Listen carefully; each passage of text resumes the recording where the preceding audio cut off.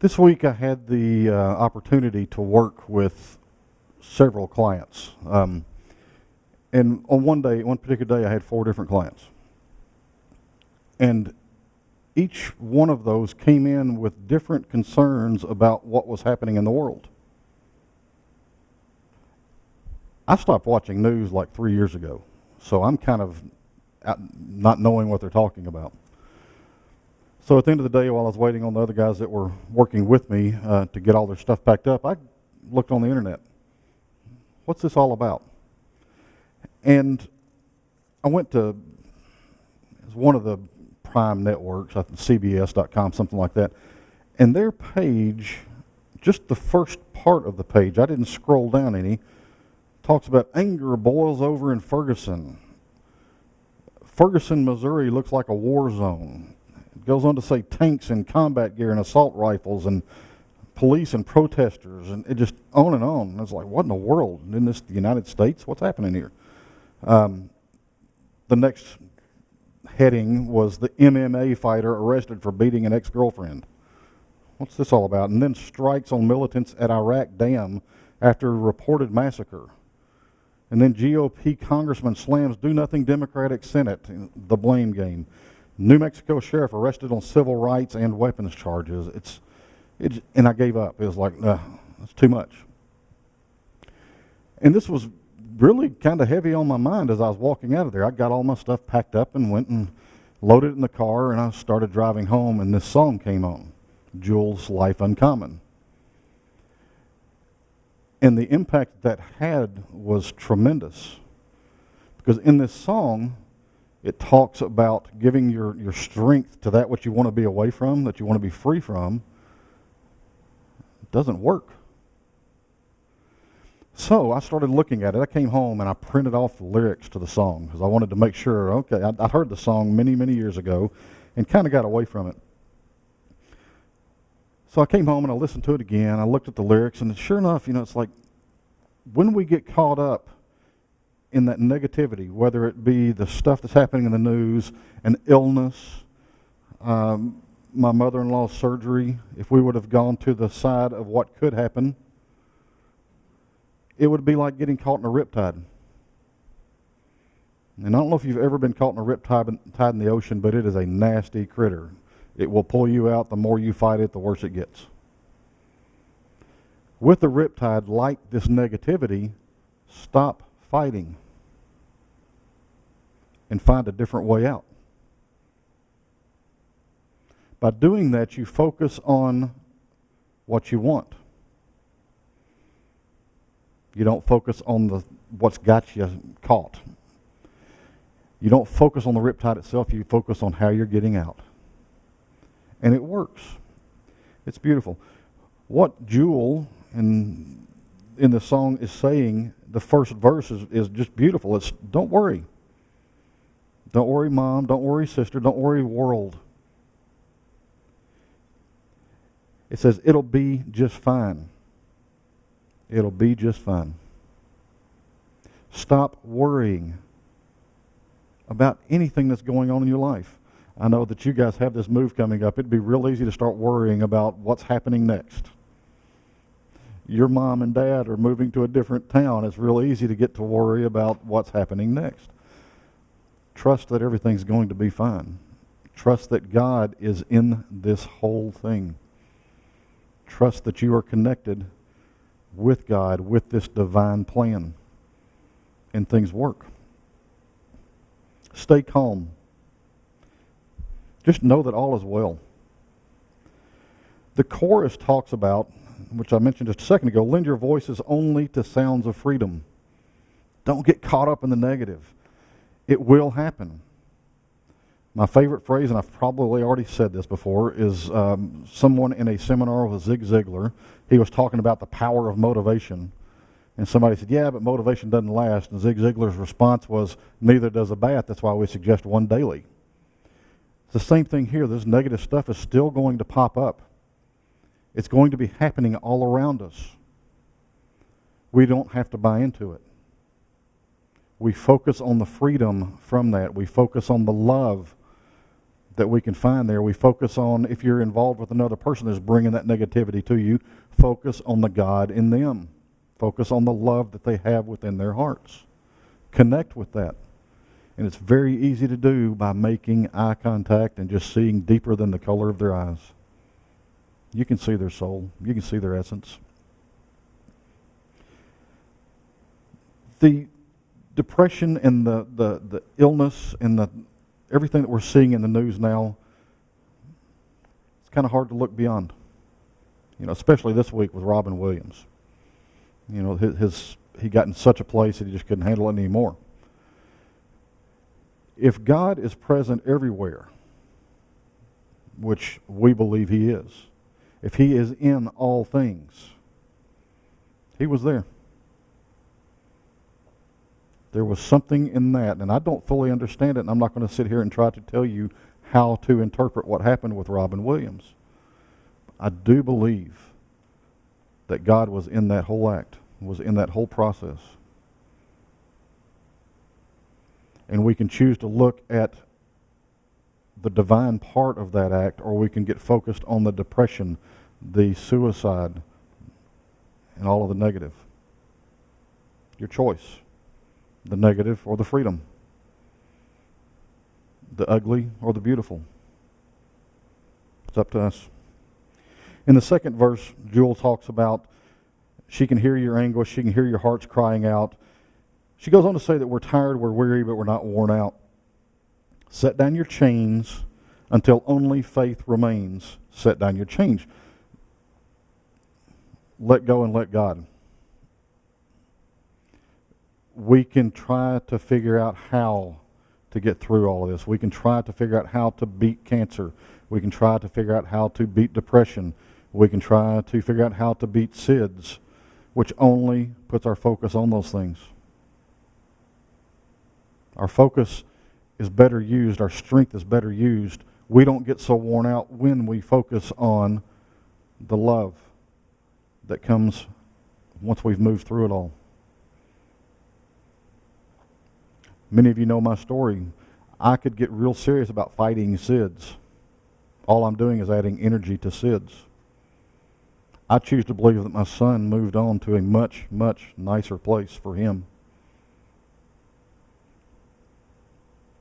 I no longer have anger towards that disease. I no longer have anger towards doctors because I was fortunate enough for somebody to teach me how to look beyond it.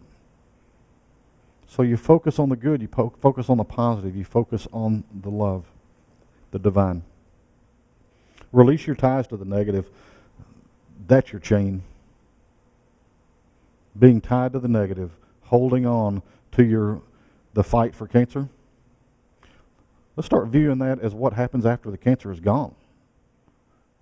What are we moving into when the cure happens? What are we moving into when the disease just moves out of our body? When we focus on that, the disease has no energy coming to it.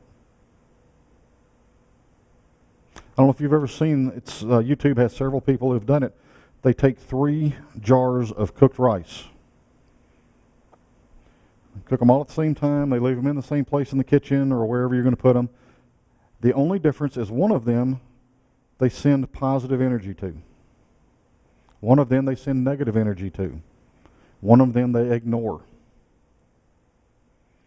The thing that caught me off guard was the one that they ignore is the one that deteriorated the fastest. So that's not what I'm saying here. I'm not saying ignore cancer, ignore depression. That's not it at all. That's when it gets stronger. That's when it really starts to deteriorate. The negative one was second. It deteriorated almost as fast because it had energy coming to it. But then, of course, the positive one, very little change. It lasted, I think it was 45 days. The study that I saw, 45 days into it, the one with no energy that was just ignored was almost black. The one that got all the negative was brown with some black and mold into it. The other one was almost completely white. It proves up what you do with your energy affects what's going on around you. Your beliefs and your focus affect your reality, and they affect everyone else's. I do an exercise with my groups when I do the big team building events, and I ask for one person to come up front and do this with me. We don't pre-plan it. You know, it's just, it happens. It works.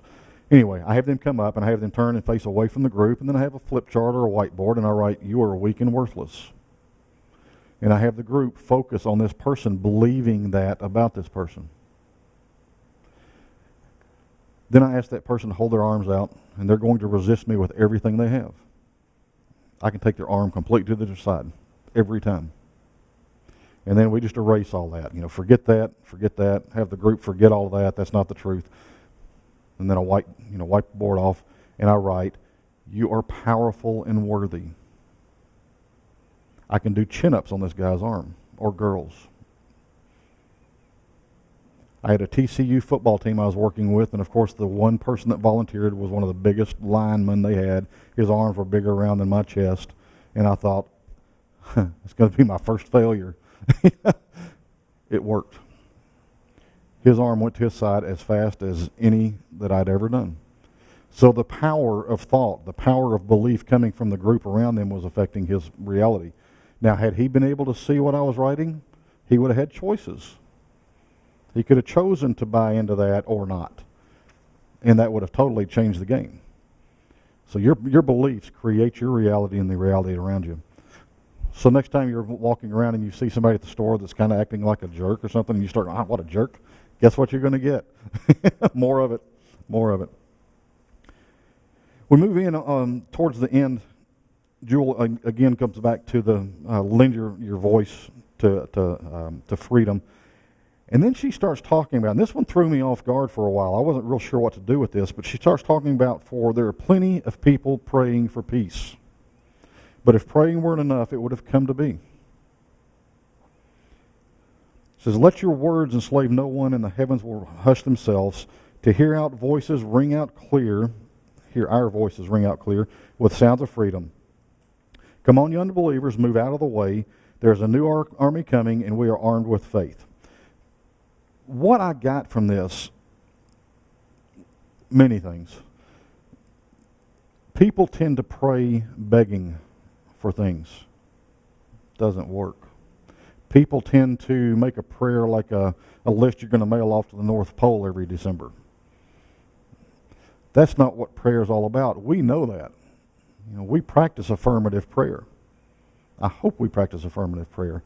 I learned it 3 or 4 years ago, I guess, and it's been very impactful. That's what I think Jewel is talking about, is to let go of the old ways of doing it. The begging, because that's not what prayer is all about. You know, Jesus talks to us all the time throughout the Bible about asking it shall be given. That's not beg and it shall be given. It's talk to God. It's communicate with God. Have a conversation. State your intentions. State your desires. Not beg. Lend your voices only to sounds of freedom. It's pretty powerful stuff. I challenge you to live a life uncommon.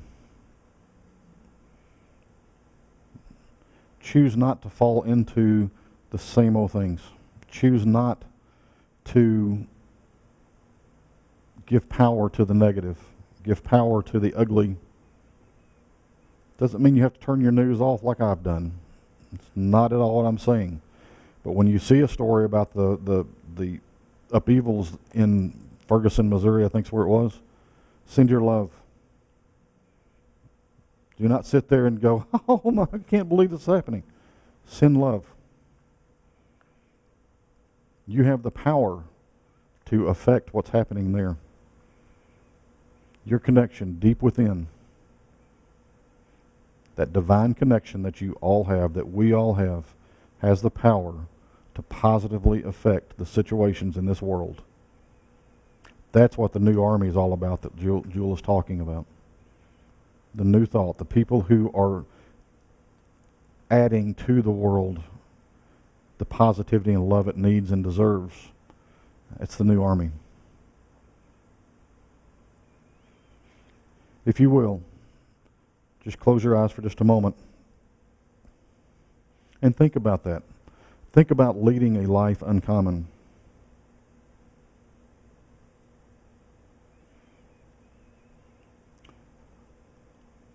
Is there anything in your life right now that you're not adding love to? Is there anything negative that you're focusing on? What is it that's tapping your energy that's not fully positive, that's not fully love?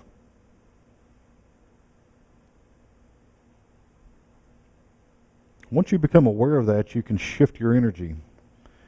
You can shift your focus to enlightenment. How can you insert love into that situation? So what do you commit to this week that you can add love to? Be specific. Set an intention.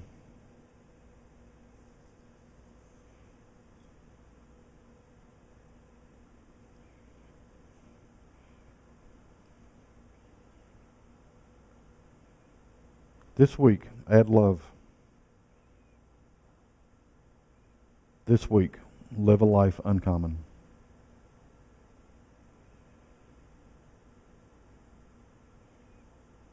And when you're ready, you can come back to this room, fully present,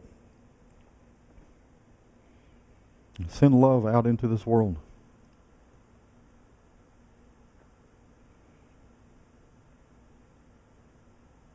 Welcome back. And if you're ready, join me in the circle.